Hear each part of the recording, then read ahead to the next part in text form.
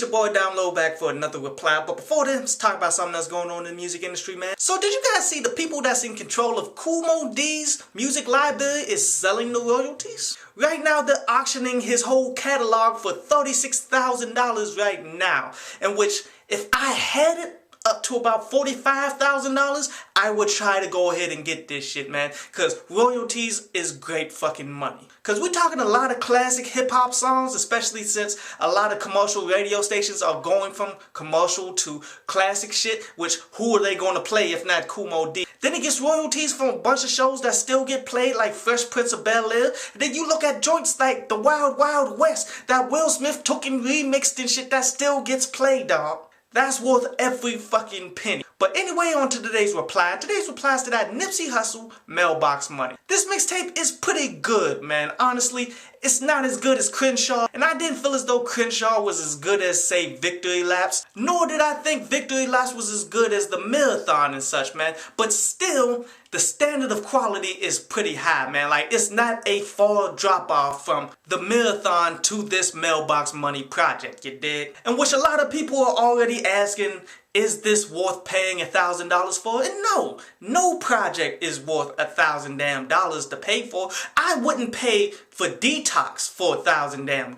And the reason for that is if you look at the Down Low Pass channel, I constantly upgrade monthly the best songs of the month. The only thing that doesn't come with it is the name of a popular fucking artist, in which I can get over that shit. Therefore, the value of a project like this isn't very high in my view. But you gotta respect the hustle though, man, because he's really not marketing this shit to me. Like, if you look at America, either you're rich or you're poor right fucking now. And his target demographic are the richest 1% of people that actually fuck with him. And honestly, he can do it. Like I said for the last one when he was selling it for $100. He could fucking do it. He could fucking do this too. My issue with it though is, I'm hoping that his music begins to progress instead of the cost of the projects that he's putting out there, you dig? Because off this project, sadly, it only got 3 joints. And that's that Killer, That's How I Knew, and Count Up the Loot. Those joints were solid. But yet all of the other ones, they were just cool, you dig? I mean, I could ride to them, and I may listen to them some more to determine if they were going to make my playlist, but those 3 are the only, like, hits,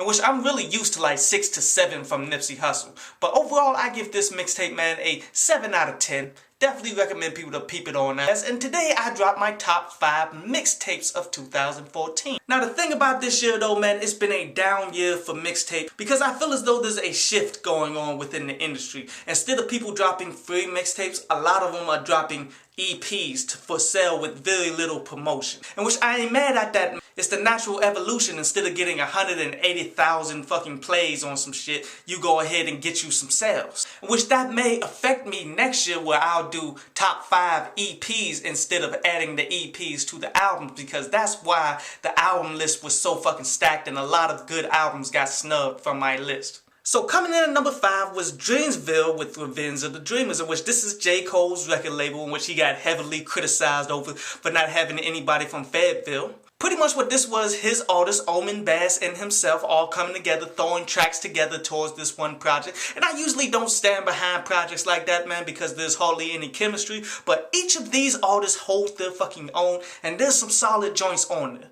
Number 4, French Montana The Appetizer, in which this was a shocker of 2014, man. Because, you know, French Montana isn't the strongest lyricist out there, man. And when he does commercialized music, it's usually fucking terrible, but this isn't the case. This is him and Harry Fraud coming together, man, showing off the strength of their chemistry that they've developed over fucking years and making just all real ass fucking music, man. This project was a lot better than what people thought it would be. Number 3, XV, March Madness, The Final 4. Now XV didn't get much credit for this during the year that he did something completely new to the game that motherfuckers never did. He took the concept of March Madness and made multiple mixtapes about it. Like, started off with a brief mixtape about how March Madness began. But then once it got down to the Sweet 16, he dropped 16 tracks. When it got down to the Elite 8, he dropped 8 tracks. When it got to the Final 4, he dropped 4 tracks. And he saved the best for absolutely last, man. The Final 4 mixtape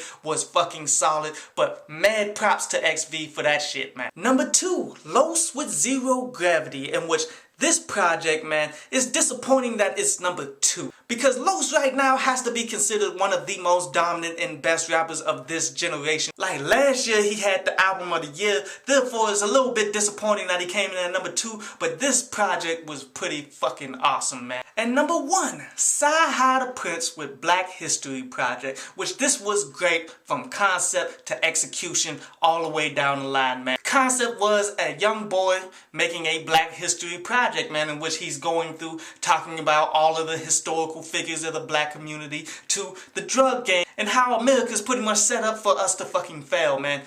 Awesome lyrics, awesome tracks. This was a must and the best project of this year. I hope you enjoyed the show. You can follow me at Twitter up there, and you can go to downloadpads.com, that's down there, to read today's article.